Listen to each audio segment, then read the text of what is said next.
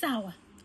Nadhani end of term sasa nakaribia ya sasa hivi huwezi kumlisha ng'ombe siku ya mnada nikashiba sana. So lakini kama mzazi ninavyo vitu vichache ambavyo naweza kukushauri ili kuweza kumsaidia mtoto wako katika kufanya review hata ya masomo yote of course. Ni mmoja, kwanza jaribu kumjengea mtoto mazingira ya kujisomea na kufanya revision. Muda wa ziada wa yeye kupitia yale aliyosoma akiwa shuleni.